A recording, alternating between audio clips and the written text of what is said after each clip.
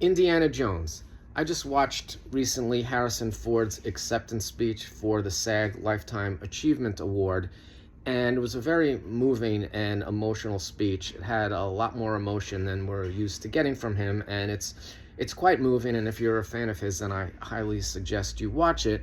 But he said something specific in that speech that motivated me to come on here and share an idea that's been in my head for a very long time.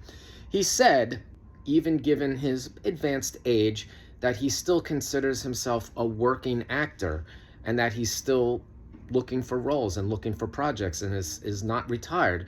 So that really got me thinking about more Indiana Jones. And I have this idea for a new TV show that I think is not only plausible, but could be quite fascinating. So if that's something that might interest in you, then hear me out. At the end of Dial of Destiny, he hung his hat up. His hat was literally hanging there, and the hand comes out and grabs it to suggest that he's not done yet. And then in the background, you see Helena and her little sidekick running off into the night, most likely looking for trouble. What's fascinating to me is where and when this is leaving us off. You left Indiana Jones in the Lower East Side of New York City at the very beginning of the 1970s, which is, objectively speaking, the most iconic and mythic decade in New York City in both film and reality. And you've just set him up for just a series of new adventures that could take place in New York City during this time. I think this works because this show doesn't have to be this big, sprawling, globe-trotting, action-packed affair. These could be smaller episodes, little adventures that take place within a single episode. These can be more like mysteries rather than big, sprawling, huge set pieces and globe-trotting adventures. It all takes place within the confines of the 5 boroughs of New York City. And you could do something where you could do the map thing that they do in the movies, except it's just the New York City subway map. And also Sallah has a cab that he could get around. And there's so many potential worlds that you can insert him into that would make for amazing, great television. The way I would set this up is like this. Every episode takes place in a different year. Indiana Jones is retired. He's a curmudgeonly old man that just stays home and drinks beer all day and yells at the television. But once in a while, like once a year, something happens or someone shows up that drags him out of the house, and him being who he is, finds himself in the thick of something. There's so much shit that happened in this decade and so many notable figures, and Indiana Jones, being the man of history that he is, would undoubtedly find himself in the thick of all these things. I mean, this guy has rode with Pancho Villa, he met Pablo Picasso, he went back in time and hung out with Archimedes, he stood face to face with fucking Adolf Hitler. So it only makes sense that if he's living in New York City in the 1970s, that he would meet Andy Warhol and get into some caper where he had to possibly rescue some stolen Warhol painting or something of that nature. That would be brilliant and hilarious. But I've come up with a few concepts for some episode ideas that I'd like to share with you if you will indulge me in that. First and foremost, I think you have to bring Short Round back. That would be the first episode in my mind. That reunion between Harrison Ford and Ke Huy Quan at, I forgot what award show it was so moving and so emotional, and I think fans would really love to see those two back together on screen. I would imagine that Indiana Jones, being who he is, probably abandoned Short Round at some point, maybe right after the events of Temple of Doom, and this could conceivably be their first reunion since then. And the first episode is they could go to Chinatown. I could see Indy and Short Round taking the 15-minute walk from Indy's apartment to Chinatown and having dinner and just getting caught up in something. I mean, there's so many legends around Chinatown at this time that you could explore. I mean, it was much more dangerous at this time. There was the gangs, the Ghost Shadows, and the Flying Tigers were all active at this point. It was a lot more mysterious. And of course, you have the urban legend of the underground tunnels that Indy would obviously find himself in for some reason, which I'm sure some brilliant writer could come up with. And he's well known for his breaking and entering and trespassing skills. And New York City at this time is filled with ancient mysteries and old forgotten things and neglected buildings and places that he would have to go into for some plot-driven reason, some MacGuffin-driven reason. Harlem. This is the blaxploitation era, And it seems like a no-brainer to me that he would have to go uptown and hang out with some Dolomite-style friend of his that gets him caught up in some sort of adventure. And I imagine, like, every time he goes on one of these adventures, he comes home to Marion at, like, the break of dawn, you know, with some new scars or, like, a new artifact that he had to recover, and being him all the way through. The Deuce. This was the time when 42nd Street was overrun with pimps and hookers. I don't know how specific or detailed you could get in a show like this, because it would have to be for kids.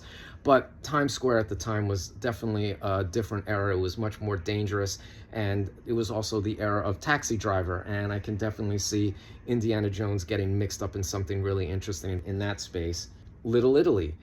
This was the time when the mafia was still around and the movie Mean Streets took place, and he lives like literally 10 minutes away from Mulberry Street. And I can easily see a story where Helena gets involved with some young hotshot mafia guy and gets herself into some kind of trouble and has to drag Indy out to like go steal something or recover something for some La Cosa Nostra Don or something of that nature through this show.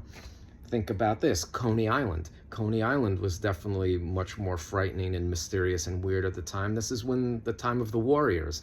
And I can see Indiana Jones having to go to Coney Island for some reason, and maybe even go and dig to some secret chamber underneath the parachute jump to recover some sort of pirate treasure or whatever, and having to deal with all the gangs and all the freaks and all the mysteries that happen out there. I would love to fucking see something like that. The Bowery. This was the time of flop houses and CBGBs and the punk movement. And this is literally happening like 10 minutes away from where he lives. Now, I don't think he would appreciate or like any of this stuff. I think he would be a fish out of water in almost every one of these situations. But it would be so interesting to see what happened if he like met the Ramones and had to go and do some insane thing in the basement of CBGBs, or have to go into that environment for some reason to do some type of Indiana Jones thing. Studio 54, again, I don't think he would like any of this stuff, but to see him have to mix and mingle with some of these people and have to do some kind of Indiana Jones stuff in that environment, I think that would be amazing. 1977 was the blackout, and I can definitely see him having to get out of the house for that and getting caught up into something. And I have to say, this was also the year that Star Wars came out, and there's just this ripe opportunity for some hilarious inside joke, which I have not written yet, but it would be really interesting to just see Indiana Jones and Star Wars as a film existing in the same timeline. I would absolutely love that. This might be a stretch, but also Saturday Night Fever and Brooklyn. I could see him having to go out there for some reason, and what would really, really be funny is having him solve the urban legend of the guy that supposedly fell into the concrete when they were building the Verrazano Bridge. New York City is rife with all these histories and urban legends that could be exploited in the Indiana Jones style. And Harrison Ford seems pretty interested in doing television right now. He's done a couple of TV shows as of late, and I just don't see why this wouldn't work. And I do have an idea, which I'm gonna save just for the hell of it, of a series finale that takes place in the Museum of Natural History, and having him have to go down into the catacombs of the Museum of Natural History and recover some ill-gotten thing. And there's maybe quite possibly an opportunity to reconcile his tomb raiding past with like a more contemporary idea of artifacts and possession. I know there's like, you know, in later years, a lot of these famous museums have had to return some of the artifacts that were stolen or plundered from some of these other countries. And it'd be interesting to see if this show touched on that in any way. And one final note, put fucking Mark Hamill in the show in some capacity. You can cast him as anything. We all wanted to see the three original principals reunited in the Star Wars sequel trilogy, and we didn't get that, and now it's too late for Carrie Fisher, but we would absolutely love to see Mark Hamill and Harrison Ford back together for one last romp. And if it happened in 1970s New York City, that would be fucking amazing. I have no power to get the show made whatsoever. I'm just doing this because I really wanted to just share it in the hopes that it might find its way to Harrison Ford's ear or some television producer that thinks that this is conceivable. I don't want nothing to do with it, but if somebody did want to hire me as a writer and a consultant on it, I'd be happy to do it. So I've put it out there into the world now, and hopefully other people might agree with this. This might be a stupid idea that only I care about, but go ahead, world, take it and do what you please with it.